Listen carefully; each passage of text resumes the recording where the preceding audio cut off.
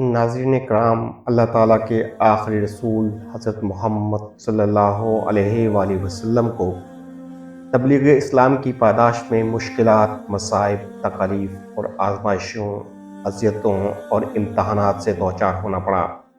مکہ میں جان لیوا مظالم، جانثاروں کے مظلومانہ بے بسی اور حبشہ کی جانب ہجرت، شیب ابی طالب کا 3 سالہ محاصرہ، قریشیوں کے ظلم و ستم کا نہ ختم ہونے والا سلسلہ، یہاں تک کہ ابو لہب اور عقبہ بن ابی معیط کے حکم پر آپ کے سر مبارک پر غلاظتِ اونڈے گئیں۔ انہی دشمنان اسلام کے کہنے پر آپ کے راستے میں کانٹے بچھائے گئے۔ انہی کے اشارہ پر کاشانہ 90 میں برتنوں کو خراب کیا گیا، پکی ہوئی ہنڈیا کو گرایا گیا، خدا تعالیٰ کے حلال کردہ رزق میں حرام پلیدی ملائی گئی۔ آپ کے جسم مبارک پر اونٹوں کے بوجھ لادے گئے، گرد و غبار سے جسم اور لباس مبارک آلودہ ہو گیا۔ آپ صلی اللہ علیہ وآلہ وسلم کی صاحبزادیاں یہ صورتحال دیکھ کر دلگیر ہوئیں اور ان کی زبان مبارک سے بددعائیہ کلمات نکلے تو آپ صلی اللہ علیہ وآلہ وسلم نے فرمایا، اے بیٹی دلگیر نہ ہو، تیرے باپ کا خود اللہ محافظ ہے۔ گویا ظلم و ستم، اذیت، تکلیف، ذہنی کوفت اور جسمانی تشدد جیسا وحشیانہ اور غیر انسانی برتاؤ آپ کے ساتھ برتا گیا، لیکن ان سب کے باوجود آپ کے صبر و تحمل، عفو و درگزر، ضبط و برداشت اور استقلال میں ذرا برابر بھی کمی نہیں آئی، اور آج تک تاریخ کا ورق ورق آپ کے رحم و کرم، عزیمت، ثابت قدمی، فراخی حوصلہ کی داستانیں سنا رہا ہے۔ جب مکہ کے بچے دشمنی کرنے سے باز نہ آئے تو آپ نے مکہ کے باہر نظر دوڑائی اور طائف کی طرف سفر کا ارادہ فرمایا۔ طائف مکہ سے 40 میل کے فاصلے پر خوبصورت وادی، زرخیز باغات اور پہاڑوں سے مزین علاقہ ہے۔ مکہ کے سرداروں نے یہاں کوٹھیاں بنا رکھی تھی۔ قبیلہ ثقیف یہاں آباد تھا۔ یہ عرب کا طاقتور قبیلہ تھا۔ قریش کی اس قبیلہ سے رشتہ داریاں بھی تھیں۔ یہاں 3 بھائی عبدی اللیل، مسعود اور حبیب اس قبیلہ کے سردار تھے۔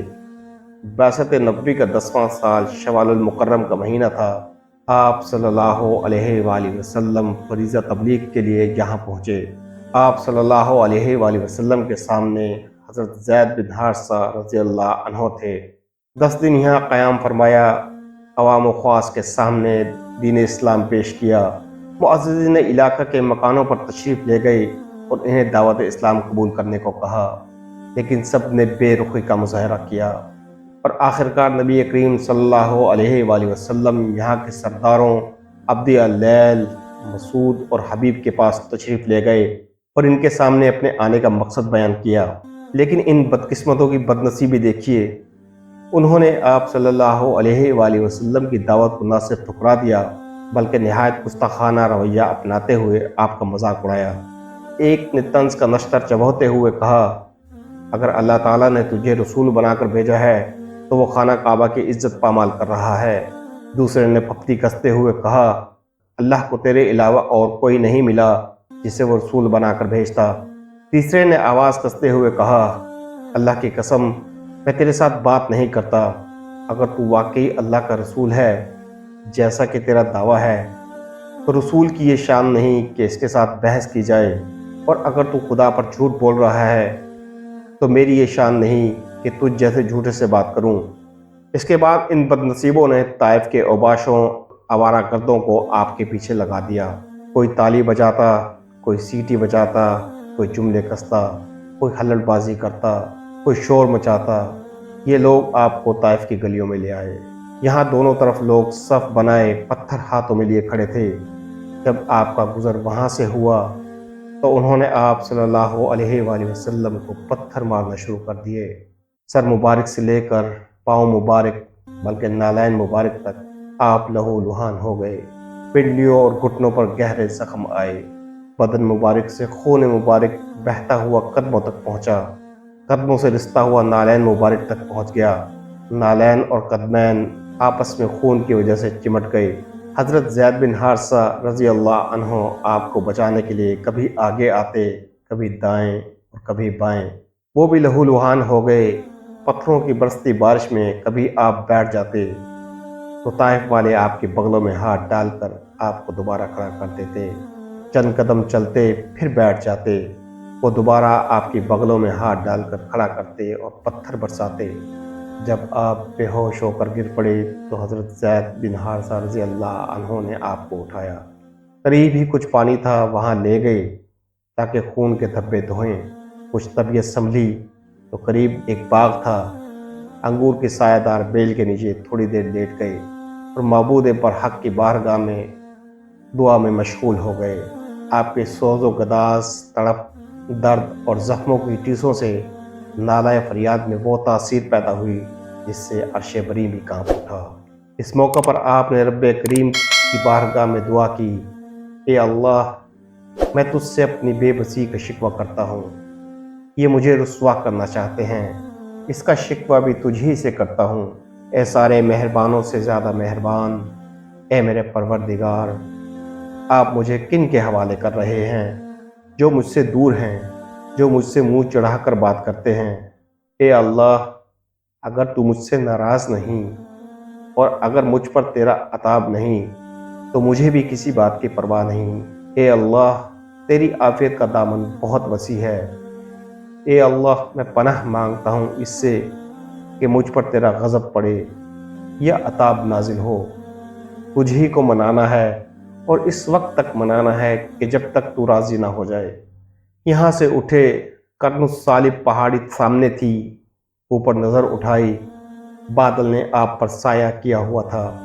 बादल पर नज़र जमाई तो उसमें जिब्राइल अमीन जलवा अफरोज़ हुए और अर्ज़ की, या रसूलुल्लाह सल्लल्लाहु अलैहि वसल्लम, अल्लाह ताला ने सुन लिया, देख लिया, आपने जो फरमाया।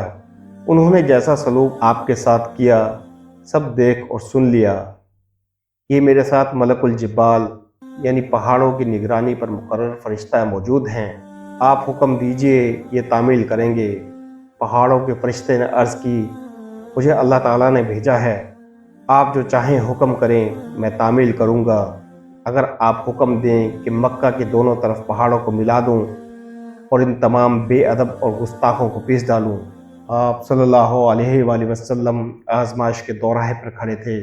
एक आजमाइश अहले ताइफ ने आप पर जुल्म और सितम के पहाड़ तोड़े, दूसरी आजमाइश थी कि जिब्राइल अमीन और मलकुल जिब्बाल इनको पीसने की फरमाइश के मुंतज़िर थे।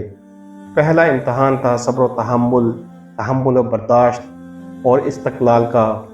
दूसरा इम्तहान था दावा रहम व करम का, फरागी का। अल्लाह करीम ने आपको दोनों में कामयाब फरमाया। दरिया दिली वाले दिल रहमत ने करम की एक मौज उठी और अहले ताइफ की किस्मत के सफ़ीने को पार लगा दिया। आपने उनको जवाब दिया, अगर ये बदनसीब ईमान नहीं लाए तो क्या हुआ, मैं इनके आने वाली नस्लों से हरगिज़ ना उम्मीद नहीं।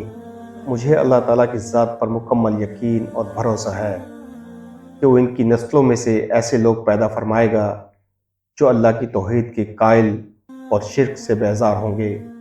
करीब ही मक्का के मशहूर सरदार उतबा और शीबा बिन रबिया का बाग था। इस वक्त ये दोनों भाई वहाँ मौजूद थे। इन्हें गैरत आई कि हमारे शहर के एक मोअज़्ज़ज़ शख्स से ताइफ वालों ने बहुत बुरा सलूक किया है। गैरत तो आई लेकिन शर्म फिर भी नहीं आई, इखलाक़ हिम्मत पैदा नहीं हुई कि ख़ुद जाकर आप सल्लल्लाहु अलैहि वसल्लम से बातचीत करते। चनाचा उन्होंने एक ग़ुलाम को अंगूरों के खोशे देकर आप सल्लल्लाहु अलैहि वसल्लम के पास भेजा। इसका नाम अदास था और वो मज़हबन ईसाई था। वो आपके पास आया और अंगूर पेश किए। आपने अंगूर खाने के लिए हाथ बढ़ाया तो ज़ुबान मुबारक पर बिस्मिल्लाहिर्रहमानिर्रहीम जारी हो गया। अदास कहने लगा, यहाँ के लोग तो अर्रहमान अर्रहीम नहीं कहते। आप सल्लल्लाहु अलैहि वसल्लम ने फरमाया, तुम कहाँ के हो? इसने जवाब दिया, नैनवा का।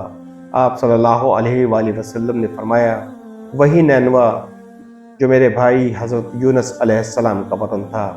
वो हैरतज़दा होकर पूछने लगा, आप यूनुस अलैहिस्सलाम को कैसे जानते हैं? आप सल्लल्लाहु अलैहि वसल्लम ने जवाब दिया, मेरे और इनके दरमियान नबूवत का रिश्ता है। वो भी अल्लाह के नबी थे और मैं भी अल्लाह का भेजा हुआ नबी हूँ। अदास ये सुनकर इसी वक्त मुसलमान हो गया। अदास के कबूल इस्लाम ने गोया आपके ज़ख्मों पर मरहम का काम किया। طائف سے واپسی پر جنات کی ایک جماعت نے اسلام قبول کیا۔ سفر طائف سے ہمیں یہ سبق ملتا ہے کہ دین اسلام کی تبلیغ کے لیے انتہائی کٹھن اور مشکل حالات بھی آئیں تو ثابت قدمی اور خندہ پیشانی سے برداشت کرنے چاہیے، اور ہر آنے والی تکلیف میں اپنے نبی کریم صلی اللہ علیہ وآلہ وسلم کی تکالیف کو ضرور یاد کرنا چاہیے۔ اگر یہ ویڈیو اچھی لگی ہو تو ہمارے چینل کو سبسکرائب کریں اور اس ویڈیو کو زیادہ سے زیادہ شیئر کریں۔ اللہ تعالیٰ آپ کا حامی و ناصر ہو۔